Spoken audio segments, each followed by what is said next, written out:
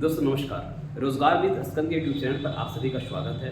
प्यारे दोस्तों, पिछले सेशन में हमने आपको बाल्यावस्था के प्रथम पार्ट में हमने आपको बाल्यावस्था की प्रारंभिक चीज़ों के बारे में बताया था।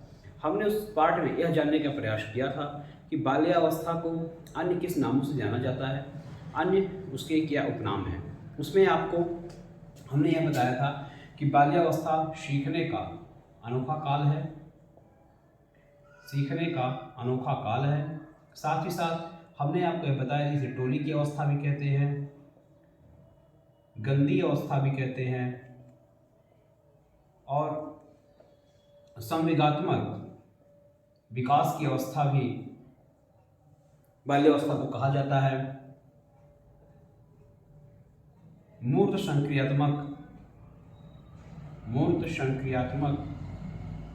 अवस्थाओं का काल भी बाल्यावस्था को माना जाता है। इसके अलावा बाल्यावस्था को खेल की अवस्था कहा जाता है। खेल की अवस्था बाल्यावस्था को कहा जाता है, क्योंकि शैशवावस्था को खिलौनों की अवस्था कहते हैं। शैशवावस्था को खिलौनों की अवस्था कहते हैं, खिलौनों की अवस्था, और जबकि बाल्यावस्था को खेल की अवस्था कहा जाता है।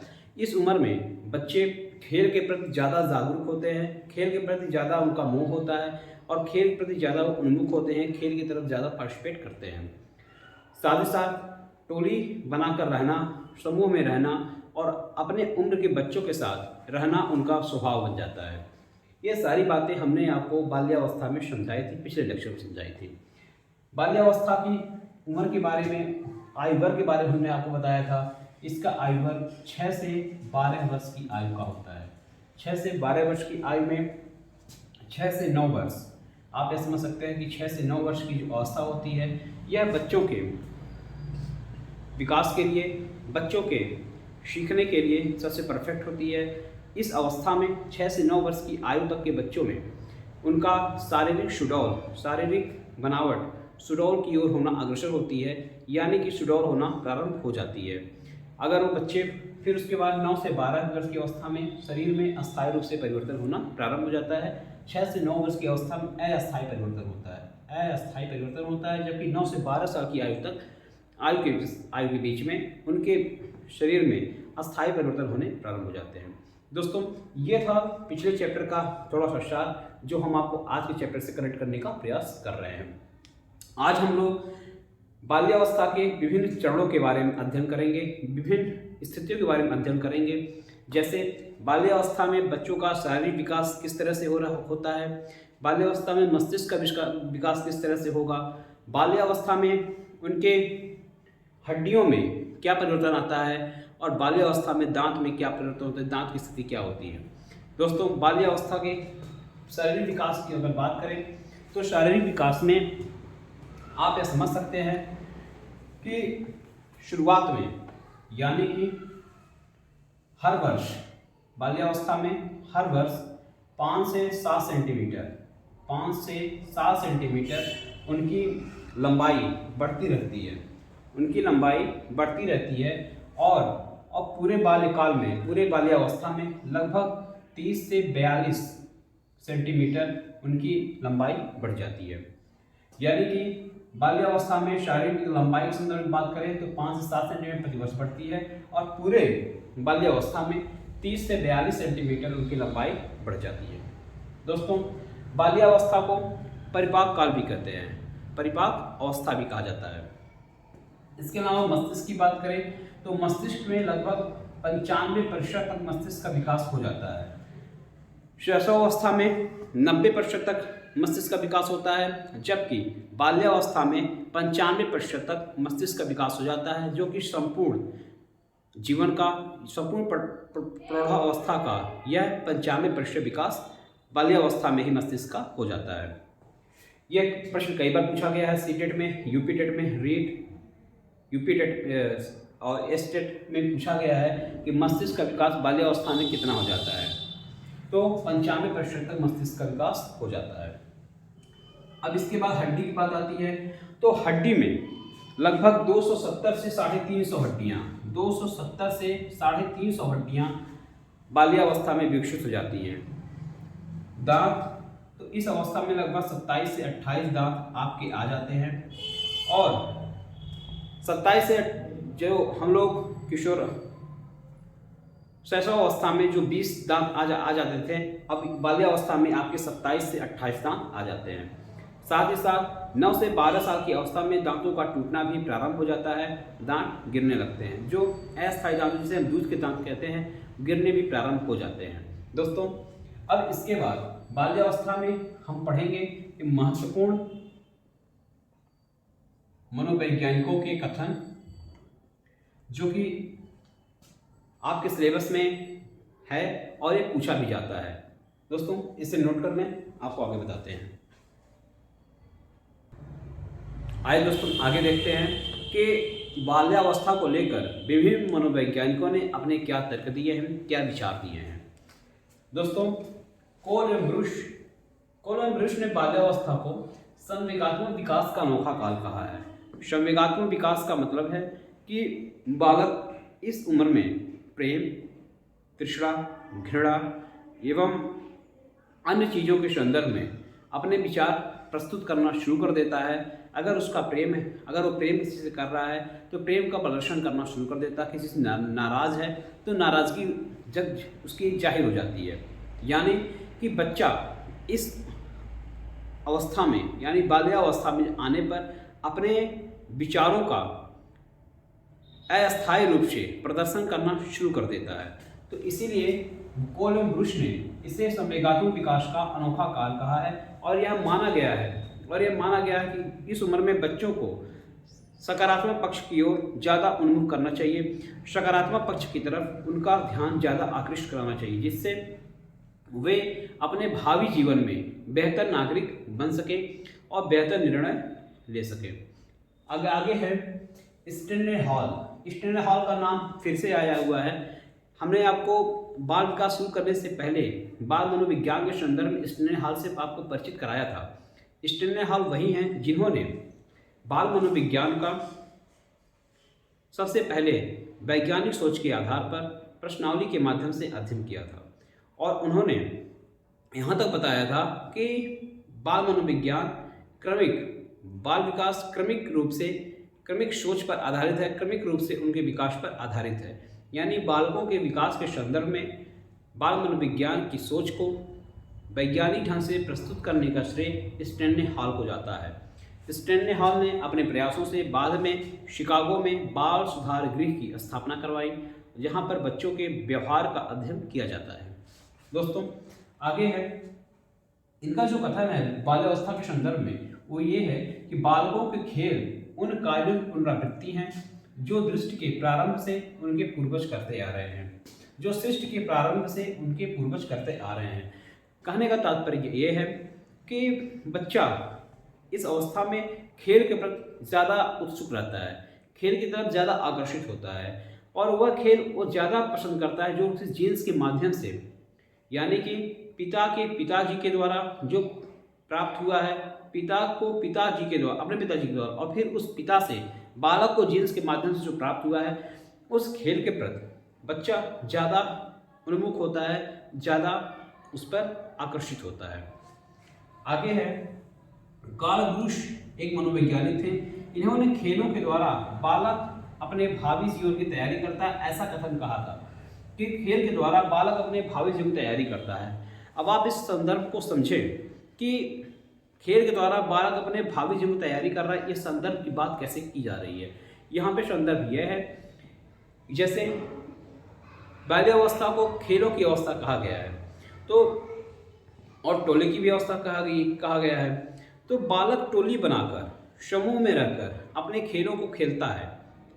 बालक उस खेल में कभी चोर बनता है, कभी पुलिस बनता है, कभी पोस्टमैन बनता है, तो कभी सिपाही बनता है, और कभी वही बालक वकील बनता है, कभी डॉक्टर बनता है, कभी क्रिकेटर बनता है, कभी फुटबॉलर बनता है। तो इस तरह के खेल बालक अपने बाल्यावस्था में खेलता है, और वहाँ से उसकी रुचि उस पद की तरफ, उस खेल की तरफ, आप यह कह सकते हैं कि उसके जैसा बनने की प्रेरणा बालक को खेलों के माध्यम से भी मिलती है।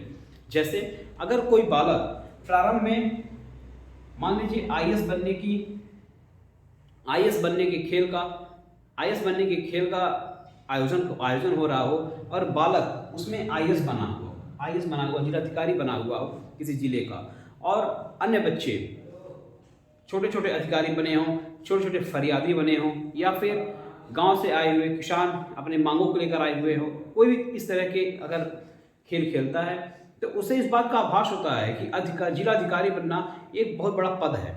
जिलाधिकारी बहुत बड़ा पद होता है और मैं अपने जीवन में, आज तो मैं खेल के माध्यम से जिलाधिकारी बना हूँ, और मैं अपने जीवन में वास्तव में हकीकत में एक जिले का अधिकारी बनना चाहता हूँ। तो इसके लिए वो शुरू से ही उस पद को पाने के लिए अपनी लालसा को रखेगा, उस तरह की पढ़ाई लिखाई को अपने जारी रखेगा और अपने इस आकांक्षा को, अपने इस इच्छा को माता पिता के समक्ष, अपने विद्यालय के समक्ष, प्रधानाचार्य के समक्ष प्रस्तुत करेगा। तो उस दिशा में बालक का विकास किया जाएगा, बालक उस दिशा की ओर अग्रसर होगा। इसलिए कालपुरुष ने यह कहा है, खेलों के द्वारा बालक अपने भावी जीवन का निर्माण करता है। अगर वही बालक डाकू बन रहा है, चोर बन रहा है और उसको उसमें आनंद आ रहा है, तो निश्चित रूप से वो अपने जीवन में डाकू और चोर ही बनेगा। तो इसलिए मनोवैज्ञानिकों ने यह कहा है कि बाल्यावस्था हो, शैशवावस्था हो, तो इस अवस्था में बच्चों को सकारात्मक पक्ष की ओर, यानी कि सकारात्मक सोच की ओर अग्रसर करना चाहिए, ताकि उनका विकास बेहतर रूप से हो सके और वो बेहतर नागरिक बन सके।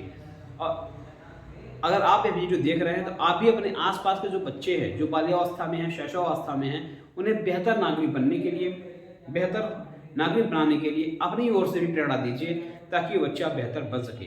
उन्हें जीवनोपयोगी पुस्तकें, जो महान विभूतियों की पुस्तकें, महान नागरिकों की पुस्तकें, जो हमारे देश के महान नागरिक हुए हैं, महान स्वतंत्रता संग्राम सेनानी हुए हैं, जैसे महात्मा गांधी हों, पंडित जवाहरलाल नेहरू, सरदार पटेल हों, लाल बहादुर शास्त्री जी हों, महारानी लक्ष्मीबाई हों, इन सब की कहानियों के माध्यम से बच्चों को प्रेरित करने का प्रयास करें, उनके जैसा बनने का प्रयास करें। और जो अच्छे जिलाधिकारी हुए हैं, अच्छे अधिकारी अपने पद को प्राप्त किए हैं, उनके संदर्भ में चर्चाएं करें, ताकि बच्चों का बेहतर विकास हो सके। अगला है स्टैग। स्टैग ने यह कहा है, ऐसा शायद ही कोई खेल हो जिसे 10 वर्ष का बालक ना खेल सके। यानी 10 वर्ष के बालक को लगभग हर तरह के खेल खेलने का, हर तरह का खेल खेल सकता है और उसके लिए हर खेल आनंददायक बन सकता है। ऐसा स्टैग का मानना था कि स्टैग यह भी कहना चाहते हैं कि 10 वर्ष तक के बालक को खेलों के माध्यम से अपने जीवन स्तर में सुधार करने का मौका मिलता है और जीवन स्तर में सुधार खेलों के माध्यम से भी किया जा सकता है। तो ये थे 4 महत्वपूर्ण कथन जो आपको हमने समझाया है। आगे हम आपको अरस्तु के संदर्भ में समझाएंगे, इसे नोट कर लें। दोस्तों, कोई भी अवस्था हो, कोई भी चैप्टर हो, अगर हम उसको अध्ययन कर रहे हैं तो अरस्तु का नाम ना आए या कैसे हो सकता है। अरस्तु ऐसे दार्शनिक थे जो हर विषय पर, हर टॉपिक पे अपनी समान पकड़ रखते थे। बाल्यावस्था के संदर्भ में उन्होंने अपने विचार दिए हैं जो आज भी प्रासंगिक हैं, जो आज भी हमें आपको जानने आवश्यक हैं। दोस्तों, अरस्तु ने अपनी पुस्तक पॉलिटिक्स में कारणता का सिद्धांत दिया हुआ था और कारणता के सिद्धांत को 4 भागों में विभाजित किया हुआ है। पहला है उत्पादन कारण, दूसरा है निमित्त कारण और तीसरा है स्वरूप कारण, चौथा है कार्य कारण। अब ये 4 कारण बाल्यावस्था से किस प्रकार संबंधित हैं, हम आपको समझाने का प्रयास करते हैं। जैसे उत्पादन कारण, अगर कुंभकार के मस्तिष्क का विचार, पहले आप यह समझिए कि स्वरूप कारण, किसी चीज का स्वरूप क्या हो सकता है। किसी चीज को हम अगर उत्पादित करने का विचार कर रहे हैं तो उसका स्वरूप कैसे हो सकता है, स्वरूप और ढंग कैसे होगा। जैसे अगर हमने मान लिया कि हमें मिट्टी का लोदा बनाना है, मिट्टी का लोदा बनाना है, मिट्टी का लोदा बनाना है, और तो इसका स्वरूप का कारण क्या हो सकता है। इसके स्वरूप का कारण कुंभकार के मस्तिष्क का विचार हो सकता है, कुंभकार के मस्तिष्क का विचार हो सकता है, कुंभकार के मस्तिष्क का विचार हो सकता है। और निमित्त कारण क्या बनेगा, इसका निमित्त कुंभकार बनेगा, कुंभकार की, कुंभकार के द्वारा इसका काम हो रहा है।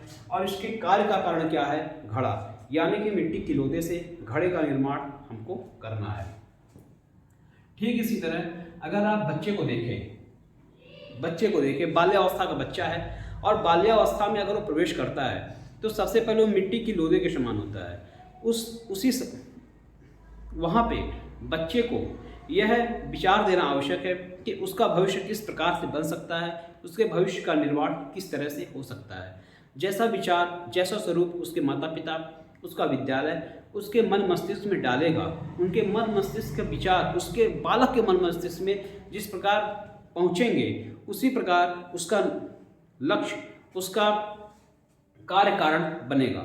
अगर बच्चे को लेकर माता पिता के मन में यह विचार है कि मेरा बच्चा बहुत वीक है, बहुत कमज़ोर है, तो निश्चित रूप से बच्चा बहुत कमज़ोर बनेगा।